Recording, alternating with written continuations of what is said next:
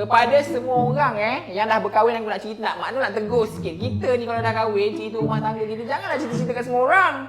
Semua orang satu dunia kalau boleh kau nak cerita. Benda boleh settle dalam rumah, tapi bila post kat social media, kau dah minta pandangan orang ketiga, kau siap lah hidup kau. Jadi abang Tesla lah hidup kau.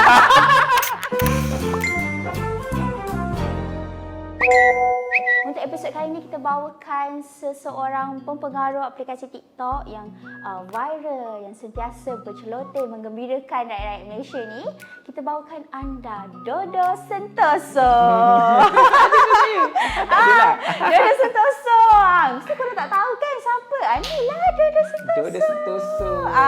Dodo tu sebenarnya nama timang-timangan kat rumah. Family memang panggil Dodo. Sebab kita orang adik-adik ramai. Ada berapa orang adik-adik? Ada 11 orang. Jadi dah ramai sangat, nama pun macam nama-nama binatang dah. 11 ya, 11. Ada Dodo, ada Bobo, ada macam-macam. Oh, Sentoso tu? Itu sajalah abang-abang. Sajalah, rhythm lah macam Dodo Sentoso. Macam tu. Okey, kalau nama penuh sebenarnya? Muhammad Noor bin Zakaria. Lebih dikenali dan disenangi dengan Mak Noor. Mak Noor biasa panggil bahasa diri Mak Noor lah. Kan?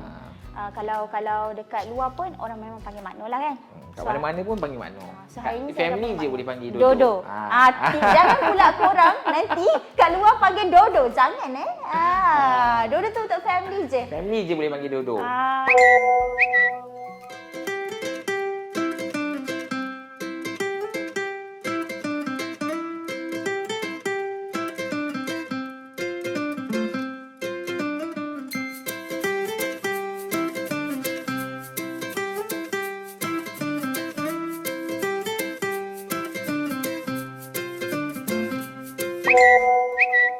Mak Noor memang tahu kan, Mak Noor memang viral. Memang salah satu orang kata pempengaruh yang orang selalu tengok dekat TikTok kan. So boleh tak cerita sikit macam mana perjalanan tu? Mak Noor boleh buat TikTok, mula-mula sebenarnya kerani Mak Noor ni, isi Ika tu kerani Mak Noor ni, dia lah yang main TikTok. Mak Noor suka ejek-ejek dia, TikTok, duduk TikTok kan. Kalau kau nak macam tak nak kan. Tapi bila Mak Noor tengok lama-lama, why not I nak buat. Konten yang first I buat adalah berkenaan dengan PCR. Sebab time tu kita rasa terpanggil nak bagi tahu orang apa benda sebenarnya PCR, COVID dan sebagainya. Sebab kadang-kadang time tu COVID ni jadi macam public interest where everyone cuba baca result PCR sendiri, cuba buat sendiri. Kan kita time tu kita jadi macam tu kan. Takut time tu. Kan takut. So mana masa terpanggil untuk at least sebab kita berada di field, kita buat and then kita kena bagi tahulah apa yang sebenar. That's why time tu bila Mak Noor post kan. Pertama kali Mak Noor post pasal PCR tu, newspaper semua attach, semua buat artikel, semua call, semualah. Dan tu Mak Noor rasa sebenarnya TikTok ni bukanlah menari-nari je. Bukan untuk lara-lara. Kalau kita gunakan dengan sebaiknya, kita actually boleh educate orang, boleh spread awareness dengan cara yang baik. That's why time tu I dah start buat TikTok dan I consistently pasal COVID, pasal kesihatan, pasal lab test dan sebagainya. Pasal parenting pun ada juga. Dan barulah kita sambung balik pasal parenting. Dalam parenting kan ada parenting guru sebagai kan. Parenting ni walaupun saya belum berkahwin tapi apa yang saya tengok, ada orang ikut mazhab ni, ada orang ikut mazhab ni, macam tu kan. So apa yang Mak Noor cuba nak ketengahkan, cara Mak Noor lah. Mak Noor nak ketengahkan dalam Mak Noor punya social media adalah it is very okay kalau you kadang-kadang rumah you bersepah, kadang-kadang kau bagi candy kat anak kau, kadang-kadang, tapi dalam masa yang sama bukan nak advocate untuk bagi makanan tak sihat. Maksudnya Mak Noor nak kata it is okay je kalau kita nak jadi manusia normal. Sebab kita parent ni, tugas kita nak raising a human being tau. Bukan senang kita nak membesarkan satu nyawa. Okey, bukan benda yang mudah, bukan benda yang senang, tapi parents zaman sekarang memang kesian sebenarnya. Asyik kena judge. Sebab zaman social media kan. Cuba kau pergi makan kat kedai, anak kau main handphone. Kau siaplah hidup kau. Nanti akan ada kamera-kamera sembunyi, dia akan rakam. Lepas tu akan cakap, parents zaman sekarang bagi anak gadget, apa semua. Kau garang sangat, kau kena kecam, kau tegas sangat, kau kena, kau tak tegas pun kau kena, kau bagi anak makan sihat pun kau kena, tak bagi makan sihat. Kesian kat parents sekarang. So I just nak konten Mak Noor semua nak ketengahkan. It is okay je kalau you nak buat cara you. Yang penting kita tahu kita buat yang terbaik untuk anak kita. Maksudnya yang penting kita sayang anak kita dan kita tahu benda tu baik untuk anak kita.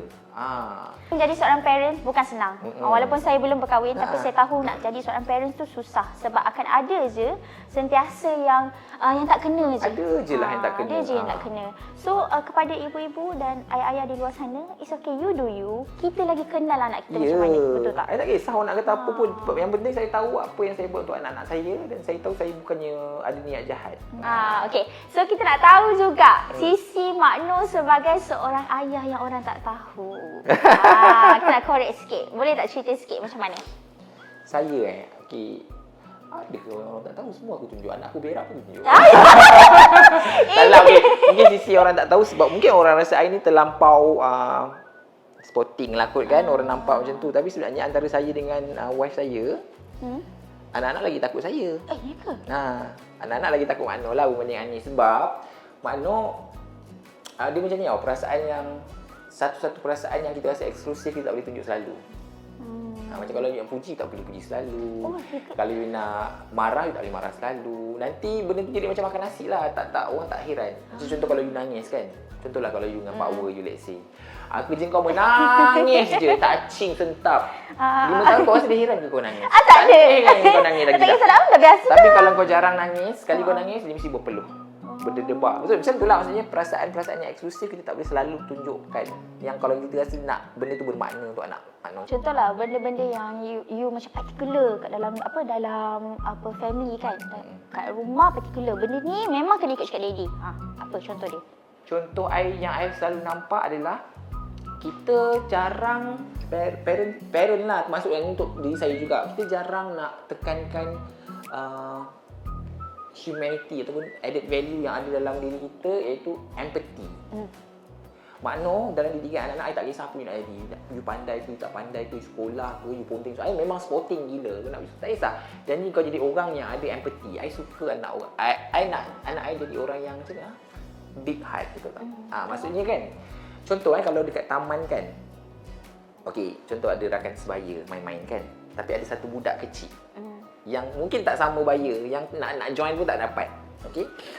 I nampak keberhasilan tu apabila anak saya, dia teringin nak main kawan-kawan sebaya, tapi dia nampak ada satu budak 2 tahun, dia 7 tahun.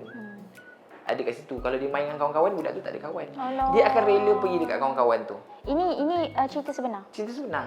Allah. Anak saya dia akan bukanlah puji anak sendiri. Tak adalah. Sampai nak puji. Tapi itu satu benda yang I rasa kita terlupa. Contoh, kalau you boleh tengok, you boleh buat social experiment juga kalau you pergi. Contoh, ada satu lagi juga macam keadaan rakan-rakan sebaya, lepas tu ada satu budak yang kurang upaya. Okey, ada kat taman air budak kurang upaya. Kalau budak tu ada, anak I nampak dari mata dia macam pandang I supaya macam Allah dia nak pergi main, I nak pergi main kawan-kawan, tapi ada budak ni dia kesian. So, dia rada tak dapat main dengan kawan-kawan tu, dia akan pergi teman adik yang okey tu. Maksudnya kat dalam didikan I punya core yang I nak tekankan adalah kita mesti jadi manusia yang ada value. Okey, untuk segmen kita ada segmen khas iaitu kupas video. Editor, keluarkan 3 video. Janganlah video-video yang memadukan saya, video yang video pertama je. Ni. Video pertama.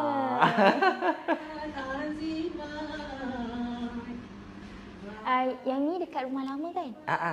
Kat rumah Sungai Besi. Berapa tahun dah ni? Yang ini, alamak, I rasa 4-5 tahun lepas kot. Anak kedua I kecil lagi tu, anak kedua sekarang 5 tahun. I rasa mungkin dalam 4 tahun lepas lah. 4 tahun lepas lah. 4 tahun lepas. Betul. Kat rumah lama. Bukan main kosong je rumah lama. Yang ni Dodoi. Kita nak request kalau Mak Noh Dodoi. Alamak, tak boleh lah. Kenapa? Kenapa? Tu dengar je lah kat situ. Video ni kelakar tau baca komen. Video ni. Tengok Mak Noh dengan Ni conversation I dengan Anis yes. Itu je lah. Semua pasal anak. Kalau dah kahwin, macam tu je lah, pasal anak je. Kalau tak pasal anak, pasal kau dapat orang kata list nak beli barang apa. Tapi tu memang hakikatnya kan. Tapi kebanyakan masa kalau perbualan antara saya dengan Anis, kalau melalui WhatsApp, of course pasal anak. Sebab kalau kau nak cinta-cinta, kita di rumah. Kita berjumpa di rumah pada pukul 6 petang. Kau tak payahlah nak mesej. Itulah jawapan dia. Okey, kita nak tengok video ketiga. Video ketiga. Mari kita korek. Ini Apa lagi pandai je korang ambil. Sedih tau. Tak boleh tengok. Anakku, Kan memang sentimental. meski orangnya- ayah menjadi orang keempat orangnya sangat setelah penuh dengan ibumu, kasih sayang. dan ibumu, namun aku rela Macam tulang contoh kan, belakangku patah kalau dan korang bengkok tengok, demikian. I text dengan orang, Ayah memang tidak pernah jiwang kan. Macam tu juga kan anak sebab tu kan anak I pun I jiwang. I memang macam tu lah, I memang jiwang lah sebenarnya. Saya nak buat lah. Tapi bagus tau. Bagus tau. Tunjuk. Ini kenapa nangis ni? Tu farewell. Agar kamu tidak ragu berlindung dan mengandalkan. Ayah cuma ingin memberitahu bahwa besar cintaku sama besarnya dengan cinta ibu. Macam ni kan, kita tengok dalam video ni, Mm-mm. Makno ada satu gambar tu yang setiap anak Makno pakai topi, baju yang sama. Memang itu tradisi ke macam mana? Sajalah nak bagi tahu masyarakat kita kurus. Walaupun dah anak 3. Tak ada, Baju masih muat. Tak lah, tapi memang baju tu tiga-tiga alhamdulillah Makno dapat kesempatan untuk pakai baju yang sama untuk sambut anak. Memang dah rancang ke? Sebenarnya baju yang of course yang hari pertama, yang kali pertama tu tak rancang lah, kita memang pakai baju tu je. Lepas tu bila anak kedua, Makno cakap I nak pakai baju yang sama jugalah. Sebab I nak tangkap gambar position yang sama, baju yang sama. So anak kedua pun dapat. Anak ketiga pun dapat alhamdulillah. So seronok lah. I rasa macam best lah ada baju yang sama dan lepas ni ada since kita dah insya-Allah kita dah macam dah tutup lah untuk kilang kan. Lepas ni ke ataupun sekarang? Sekarang lah 3 dah cukup lah. Dah 3 cukup lah. So baju tu I nak simpan dalam plastik. Nanti anak-anak saya besar, I nak tunjuk inilah baju daddy pakai waktu sambut korang beranak. Memang betul ya. Makno orang ni sentimental. Kita ke task seterusnya. Apa tu? Special task. Kita selalu tengok Makno buat konten berceloteh. Okey. Sekali nafas je dekat TikTok. Kalau kita nak tengok real life boleh buat ke sekarang? Takutlah. Okay, Contoh. Cerita rumah tangga Jaja satu Malaysia. Kepada semua orang yang dah berkahwin aku nak cerita, Makno nak tegur sikit. Kita ni kalau dah kahwin, cerita rumah tangga kita janganlah cerita-cerita kat semua orang. Semua orang satu dunia kalau boleh kau nak cerita. Kita sebenarnya macam ni. Benda boleh settle dalam rumah, tapi bila kau dah mula post kat social media, kau dah minta pandangan orang ketiga, kau siap lah hidup kau. Jadi abang Tesla lah hidup kau. Semua orang nak bagi pandangan masing-masing. Sebenarnya boleh settle. Benda boleh settle. Kau nak cerita juga kat orang. Itu satu masalah. Masalah nak cerita kat orang pun satu masalah. Romantik tak tentu pasal pun satu masalah juga. Tak payahlah kau nak cerita satu dunia. Kau tu tak sebenarnya tak boleh. Kita tunjuk benda-benda yang biasa-biasa je. Isteri kita tu sebenarnya kita punya.